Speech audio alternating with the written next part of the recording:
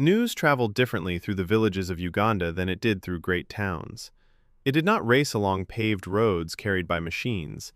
It rode on the backs of traders, leading donkeys laden with baskets of tomatoes, on fishermen returning from the lakeshore before sunrise, on women selling smoked fish in crowded markets, and on old men whose ears seemed to collect every rumor carried by the wind. One afternoon, as the trading center buzzed with the usual sounds of bargaining voices and clinking coins, an elderly traveler from the west spoke of an unusual decree that had quietly spread through the distant kingdom of Bunyoro. He claimed that the young prince had disappeared from the royal palace months earlier, leaving behind only a letter for the king and queen. The letter simply stated that he wished to understand the lives of ordinary people before accepting the heavy crown that awaited him. Some believed he had become a wandering hunter. Others insisted he had disguised himself as a merchant, while many dismissed the story altogether as another tale invented to entertain travelers around evening fires.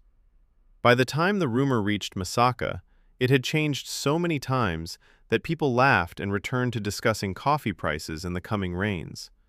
No one imagined that hidden beneath those changing stories lay a truth that would one day shake their village to its foundations.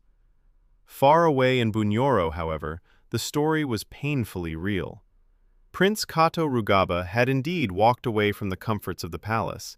He had grown weary of hearing ministers praise him while poor farmers struggled to feed their children. He had listened to chiefs boast of justice while widows quietly lost their land to powerful relatives. One evening, after watching servants prepare yet another feast that could have fed an entire village, he removed the royal ornaments from his body, folded his embroidered robes with great care, and exchanged them for faded bark cloth and patched garments worn by ordinary travelers. He left behind his jeweled sandals and walked barefoot through the palace gates before dawn, carrying nothing more than a walking stick, a small bundle of clothes, and an old leather pouch containing only enough money to survive modestly. His father, the king, had opposed the idea fiercely, but in the end he recognized the determination in his son's eyes. Before allowing him to leave, he said quietly, "A king who has never known hunger can never understand a hungry nation. Go and learn what no palace can teach you, but remember who you are, even when no one else does." The prince traveled for months, crossing forests where monkeys leaped joyfully through towering trees, climbing hills that overlooked endless valleys, and sleeping beneath the stars more nights than he could count.